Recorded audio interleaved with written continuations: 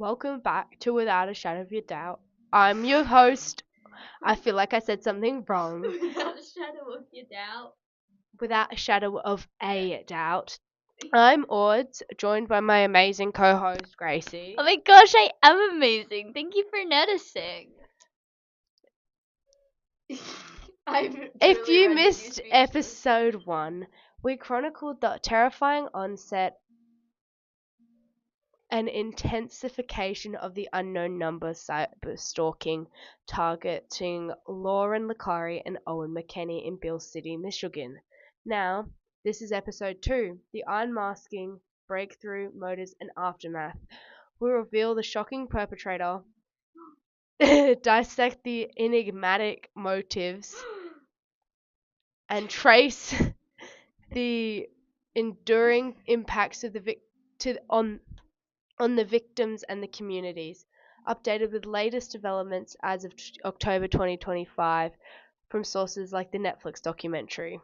The reveal here is gut-wrenching. I mean, if you've seen the last episode, you saw my reaction to the reveal. Hashtag we... Actually, no. Never mind. I'm not going to spoil it. The reveal here is gut-wrenching, challenging. Our assumptions about family and protection, I thought that's a prediction, as director Sky Borgman articulates in Variety, it's a little bit of an enigma. Only Kendra could really answer that. We'll draw on psychological reactions and Borgman's insight to explore why comparing to cases of factitious disorder and trauma-driven behaviors. Trauma-driven? What has this mother been through? Oh, it's a whole load of shit. Anyway, before we begin, like before, we've got a trigger warning. This episode in the series explores intense themes of cyberbullying, psychological abuse, and bullying, including graphic descriptions of threatening text, body shaming, sexual explicit content directed at minors, and encouragements of self-harm and suicide. It also delves into complex family dynamics, betrayal, and mental health challenges which may be triggering for some. Listener discretion is advised. And please take care while listening, and if you can't take it, take a break. Come back or don't. We prefer if you come back, but like if it's too triggering for you, just don't. We understand triggers. Get it? Because ASMR triggers. Shut the fuck up. The investigation spanned nearly 2 years, beginning with futile school checks, weekly phone surrenders by Lauren, and timestamp cross-references with security footage, which is useless as fuck, because that school didn't have any, rules against using phones in class. Hampered by no strict phone policy, burner apps like Pinger concealed the origin. Sean Licari, Lauren's father, deemed action, while Kendra Licari, unbeknownst to all, misdirected efforts. As an IT specialist fired from Ferris State University, Kendra faked employment for over a year, dedicating 8 hours daily to text, and text amid a personal crisis. I'm sorry, she got fired and then faked being employed just to bully their teenage daughter. And her boyfriend. If that doesn't scream, I don't have a life, I don't know what does. Me. This fits traitor profiles from CIA analyzes narcissism, opportunity, and crisis. The kids' DIY PSYOP leaking into the pinpoint leaks, escalated fears of suicide or physical harm, community suspicion, fractured bonds with classmates like Chloe Wilson, interrogated, losing friends as sides formed. Okay, wait, I just want to say, I believe that there should be a test that all parents have to take, and if they fail it, they're not allowed kids. You can retake the test, but if you fail the test, you should not have a child, and this woman definitely failed the test. And I'm also, just before that sort of went over a little bit, there's a CIA operation and there's a movie based on it. It's called like Find the Mole, and basically you tell one person one thing, and if that and tell them not to tell anyone, and if that one thing shows up, basically for this case, if it showed up in the texts, you would know who the mole was or who. But the problem with that was like they could have told other people, so it was kind of a bit useless. But like for friggin' 13-year-olds, that's genius. The breakthrough came in 2022 with FBI involvement. Bay, Bay City officer Bradley Peter liaised security warrants to Pinger that traced the IP address to Kendra. A hidden link in a school email confirmed it. Body cam footage featured extensively in the documentary, originally 20 minutes and then edited it down. We don't have the body cam footage, by the way. Captures. Ooh, we could find it. No, we can't legally put it up without court documents. I already did research into that. Captures Sheriff Mike Main confronting Kendra. The message is coming and originating from you. Her denial, no. When Lauren enters, Main vaguely states Kendra's involvement. She hugs Lauren like a sloth climbing a tree. Seeking comfort, Sean uncovers lies, a hidden third phone, and arrested in December 2022, Kendra faced 5 felonies. Only 5? It's giving Diddy. Oh, we can say that because it's not alleged anymore. Borgman describes the footage as heartbreaking. You don't see Lauren break down until she can see the fracture in her family. It's raw, showing Kendra's slow realization she couldn't escape. I don't fucking care. I'm sorry. Kendra, if you're listening to this from prison, She's not in prison anymore. What? I think we get into that. She was released. Kendra, if you're listening to this, hi! I hope you rot in hell. There's a special part of hell burning just for you, woman. Just for you. Judge Mark Duthie, is that his name? Yeah. Deemed the motives inexplicable. Even after psychiatric evaluations, we explore 3 theories bolstered by Borgman's insights and expert analysis. Theory 1. Maternal jealousy. How are you jealous of your 13-year-old daughter? Oh, no, it's very common, actually. What? I'll explain it afterwards. I don't want to go into it because I could rant about it for an hour. Kendra, once the life of the party, viewed Lauren's adolescence as a threat.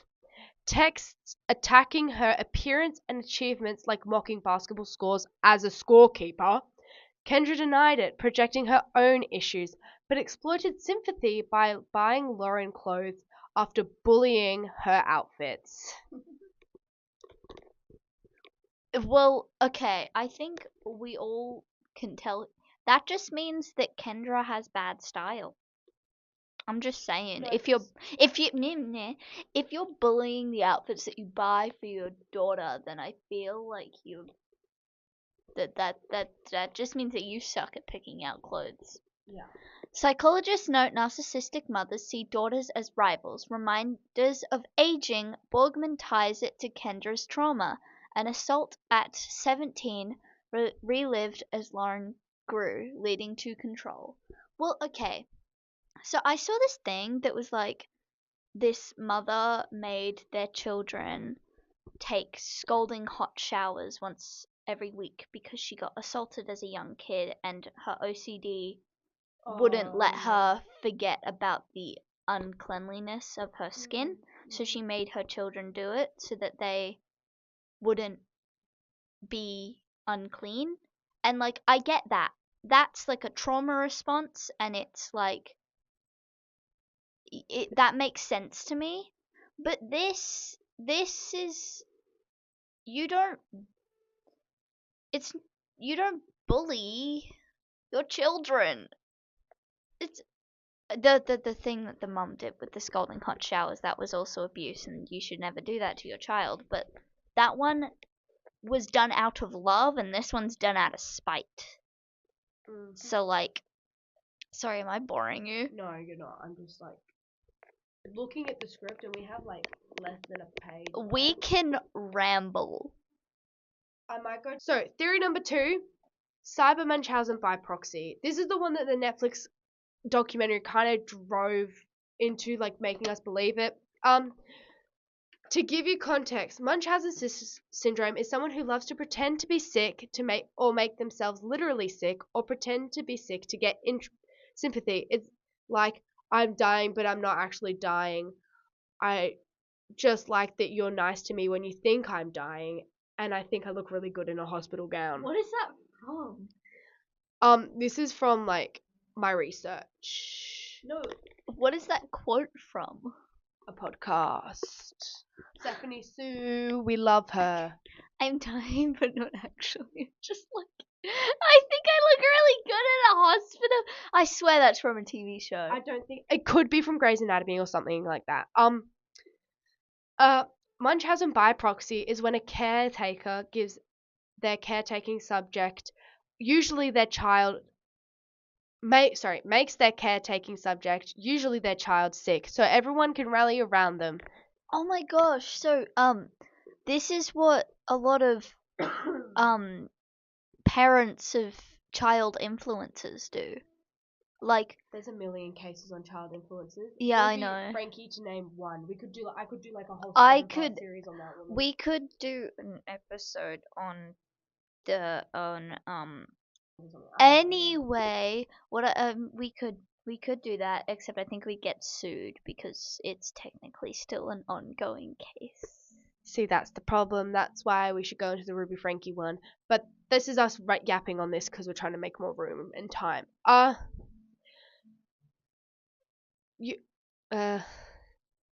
this is actually a lot more dangerous because most of the time it's not pretend. Most of the time they're actually making their child sick, but the child has no idea. Because a child can't lie to a frickin' doctor. So they just physically make them sick. Oh my god, have you read The Beast at Buckingham Palace? No. Okay, well, basically, in The Beast at Buckingham Palace, there's this, spoilers, by the way, there's this little boy, and basically, ever since a young age, he's been, like, very sick, like, he can't do much, and, like, his... And then, towards the end, what you find out is the maid, nanny, nurse that was taking care of him, had been poisoning his drink for the past 12 years because she's actually the king's advisor's mother, and she wants her son to become the king, so they kill the father and poison the little boy so that he won't become King of England. Do you want to know what happens at the end of the book? Both his parents die and he has to rule England by himself. This is a David Walliams book, by the way. That book. I love David Walliams. These are the people who wrap their little cardigans around themselves and cry in a hospital waiting room. It's very terrifying. Like, my poor child is sick, but I'm secretly poisoning them. That's literally what happened. Yeah, sorry. And now there's an online variation of it, Munchausen, where people will fake having cancer, posting literal TikToks of them getting chemotherapy, setting up GoFundMes, only for everyone to find out they don't have any sort of terminal illness at all. They're healthy as a horse. Wait, so with the people faking cancer and stuff on TikTok, are they like actually going through chemotherapy, or are they just faking it? Because if you're actually going through chemotherapy, wait, no, you need a doctor to. Yeah, sorry, that was a stupid question. Cyber Munchausen by proxy. Oh, sorry. To find out, then you have this case, cyber Munchausen by proxy. Lauren is getting bullied, cyberstalked, harassed. And so is her boyfriend. And so is her boyfriend. She's a victim. And Kendra is her poor, sympathetic mother trying to fight for justice to make sure her daughter is okay. also, there's another part of it where it's like,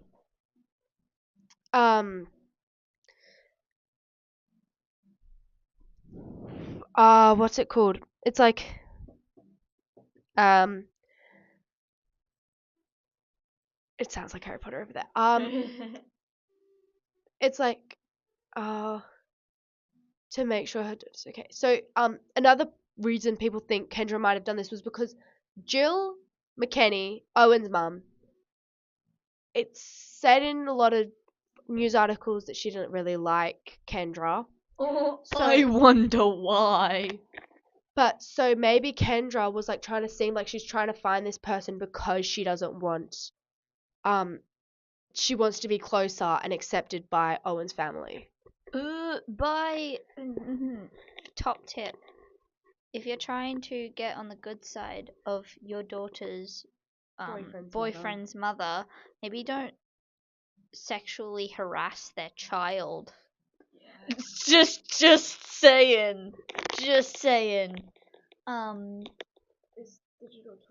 This digital twist on the Munchausen involves fabricated crises for attention. Kendra's 5-hour interview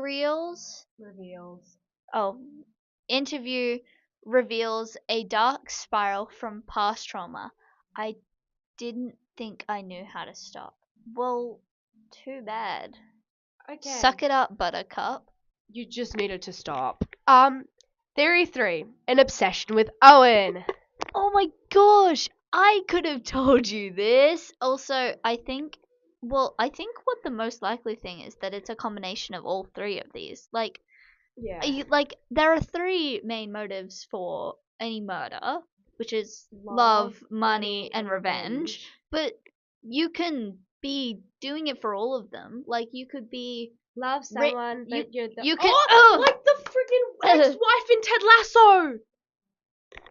But that's a comedy, they won't be murdering no one in Ted Lasso. like what you could be, like someone could have, like, oh, I know. Someone could have broken your heart and then written you out of the will, and then that's like love and revenge. And then if they wrote you out of the will, then like you kill them before they sign a new one, then that's money because you also want your money. Yeah. Or you could get pissed at the fact that your grandfather has written you and your whole entire family out of the will, then decide to switch his medication that he takes to frame his nurse, which in actuality she knew something was wrong, so she didn't actually overdose him. He then committed suicide, and yeah, he didn't need to die. That was the saddest part of the movie. Sorry, we're talking about Knives Out, by the way. love Knives Out, love Chris Evans, love Anna de Armas, like, mwah. Anyway, that sounded like a moan. Sexual text aimed to dismantle the couple. Kendra's behavior, like cutting Owen's steak, unnerved him. So she did that once for him. Like, after in the middle of 13, my guy. Don't be cutting someone's steak unless they've broken both their arms and they physically can't move. And also, another fun fact. So they broke up partway through this. Owen went out of town for... Yeah, they're still broken up, I think. What? And I'm really sad about that because they were I mean, golden couple or not, you don't need to stay with someone. But if they broke up because of they did break up over this because they thought that if they gave Kendra what she wanted, which was them breaking up, it would stop. But Owen went out of town to like a nearby town for a sports match, and he met a girl, and he started talking to this girl, and all of a sudden this girl's mom gets threatening texts from Kendra, so he then breaks up with her. Yeah. Okay, well that's definitely just obsession and Yeah. creepy. Well then, surely then Owen realizes that it's not Lauren and that they should go back together, right? Please say yes. I don't really know. Okay, post breakup, she stalks his new love interests, text threats, sends threatening text messages. Conflicted messages urge Lauren to reconcile, perhaps to maintain proximity. I mean, I feel like that would have been safer, honestly. Borgman. I don't know what she really knows. I don't know that she really knows why. It was a slow realization. Remorseful in therapy, Kendra remains enigmatic. Sorry, she was remorseful in therapy. Oh, you were remorseful in therapy? And you spent 2 years fucking bullying your own fucking child. And sexually harassing her underage boyfriend and other children who aren't your own. You can't do that. It's illegal. Kendra's web extended to framing, sewing? Sewing. That says Sewing, like you sew things. sewing chaos, but that's not how you spell sewing. That's how you spell it, okay?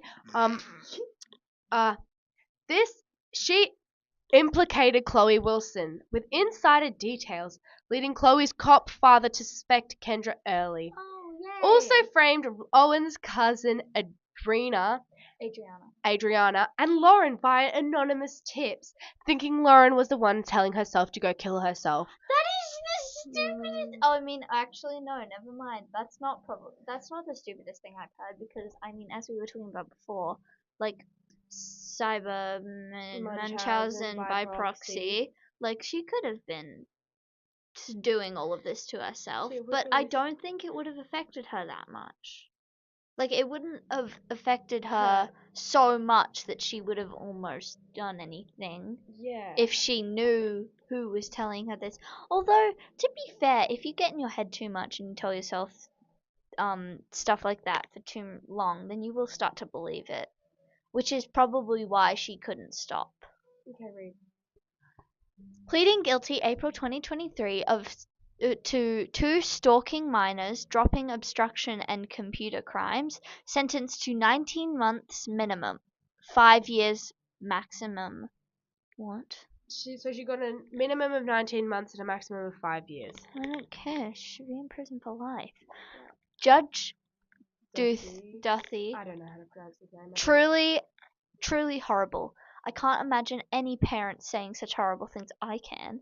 Kendra, tearful, ashamed, remorseful. I would take it back if I could. No, you wouldn't, though, because we all know you wouldn't. Psychiatric exam cited mental illness. She took counseling and parenting classes. She needs more than that. Literally. Released on August 8th, 2024. What? After 16 months. No! Parole till February 2026. No contact with Lauren per plea. Though she is still in contact with Lauren because they have been messaging and Lauren forgives her mother. Which I understand she's your mom, but like, babes, please. Babe. Living in Michigan in therapy, Lauren, now 18, studying criminology, bonds deep with her father. Oh. We just bond so well. On Kendra, this is what she says about Kendra. I love her more than anything. I want to see her when the time is right, but I don't think I can trust her now. You still love your mother. I don't understand how that is possible. Also, I love that you're studying criminology. I feel like a lot of people who have been in interaction with a like crime like to go into criminology. Like anybody, oh, I know what case I'm gonna do next. That's a surprise. Lovely. Okay. Owen, now 18, plays college baseball, has no contact with Lauren. Borgman said there will probably be some kind of relationship, but absolutely not the same. How the fuck can you say that? You don't even know them, you prick! Okay, here's the thing. I understand not wanting to be in contact with Lauren's mother, but completely cutting Lauren out? Yeah. That doesn't make that much sense to me because you both went through the same thing, and I feel like you should at least check if she's okay, especially since she still has to interact with her mother. Yeah. Anyway, impacts are ongoing. Trauma as a long-term thing. Why is that in parentheses. I have no clue, mate. I was 2 a.m. when I wrote this. The case spurred discussion on cyberbullying. Borgman urges, listen to your kids, understand the threats. Well, she was listening to her child. She was also just the one committing it. So, I don't think that'll help much, Borgman.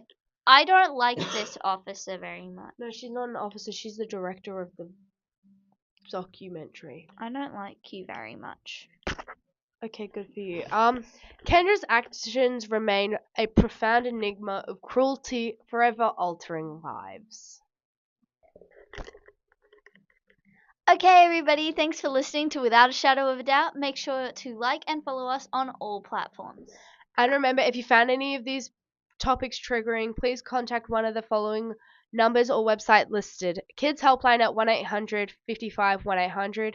Suicide Callback Services at 1300-659-467 or Lifeline at 13 11 14.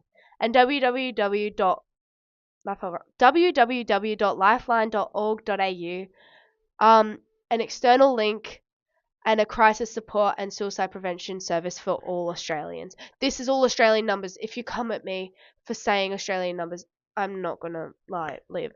I don't know.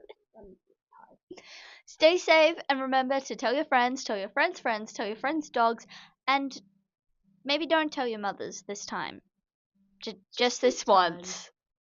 Okay. Thanks for listening. Bye.